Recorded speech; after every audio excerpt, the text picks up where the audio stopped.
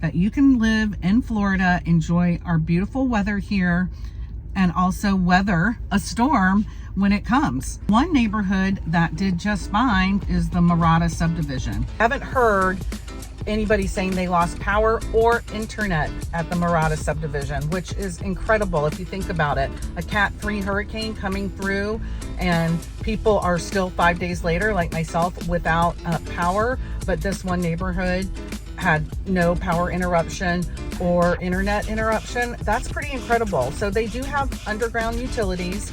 I just drove through the neighborhood.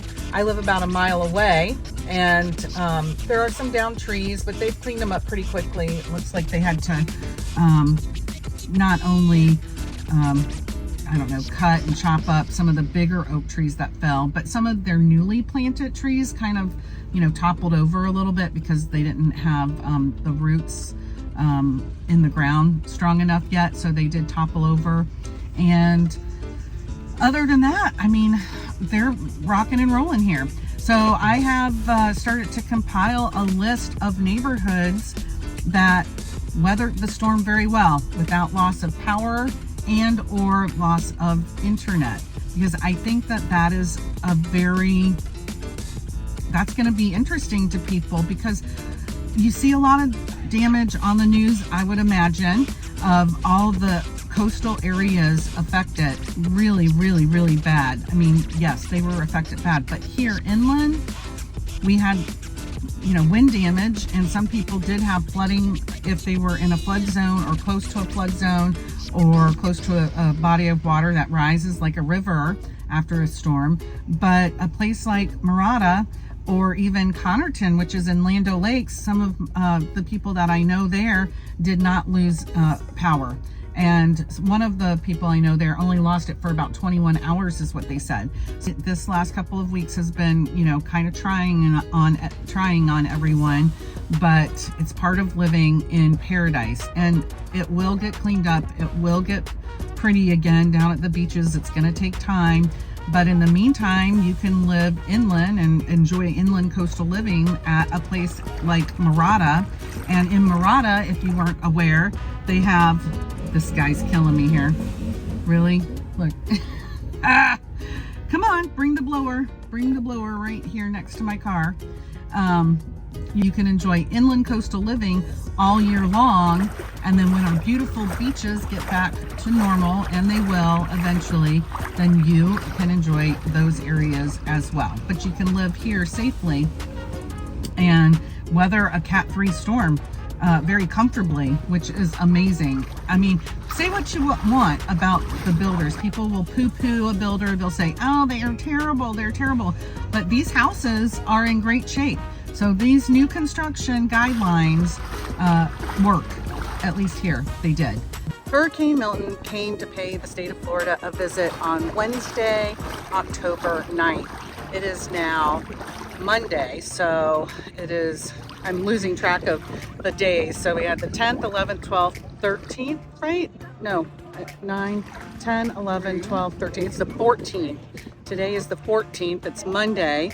And I am out at the MIRADA subdivision here in San Antonio, Florida. I live in Old San An, and the damage in Old San An were a lot of trees down, and I showed that damage to you earlier. So I wanted to see what it was like out at the MIRADA subdivision, and today happened to be a day where it was a realtor appreciation day, and realtors were invited weeks ago to come out to the lagoon for like $10, and you could bring a few people. So I brought my daughter and a couple of her friends out here, and we are actually at the lagoon. Before I came to the lagoon, I drove around. I did check on a property for one of my clients and her brand new townhome by Miranda Homes, great builder, by the way.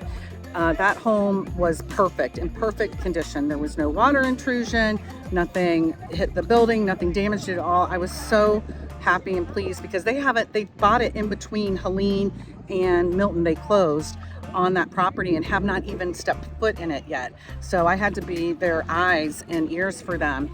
And so I was very happy that their property did not have any damage, and I didn't see any damage around.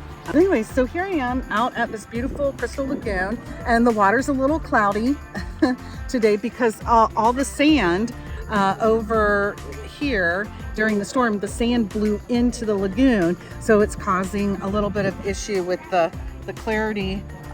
So during Hurricane Milton, a lot of the construction, like sand, in addition to the beach sand, so this like orange clay kind of sand blew into the lagoon, and it's making it not as pretty as it normally is. It's just like if you were at the beach and you had a storm stir everything up, that's kind of what's happening now. Actually, I was out at this, I don't know, obstacle course, but I did manage to get up onto that slide and down it without falling as I was swimming. The water's not as clear, and I really only like clear water.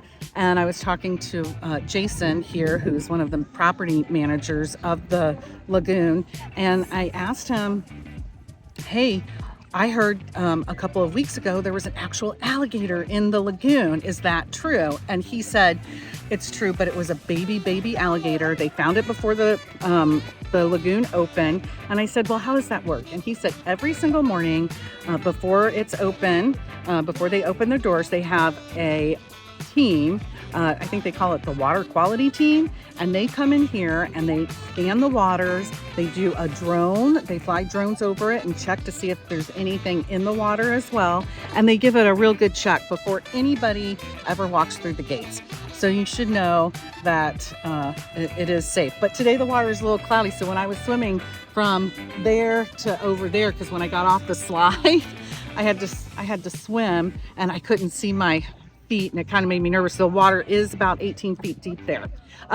Just so you know, if you ever come here and you want to do that, make sure you don't bring anything with you, because if you lose it while you're out there, you will not get it back.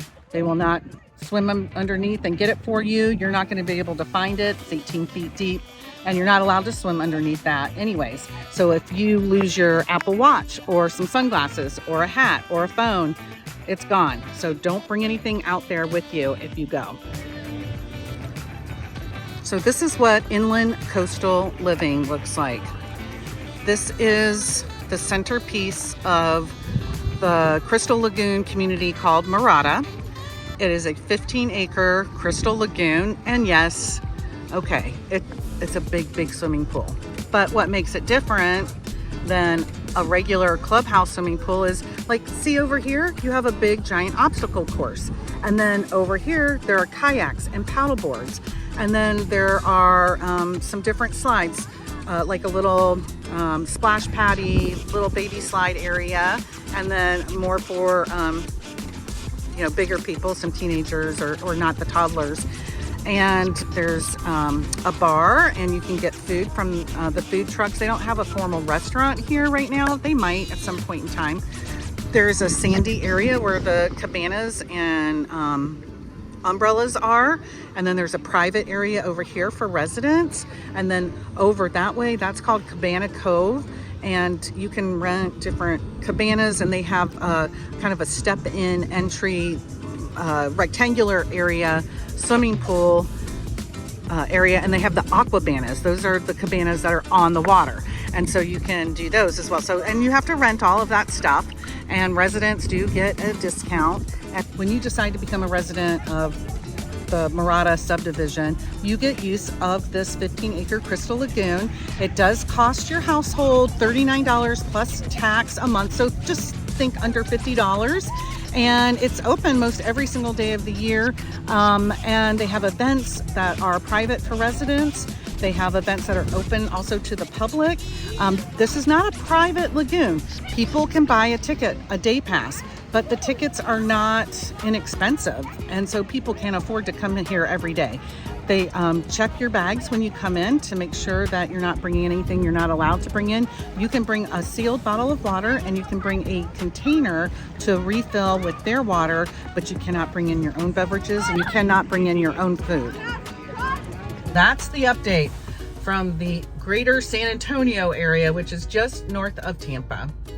For more information about living in and around these areas, just reach out to me. I am happy to answer any of your questions.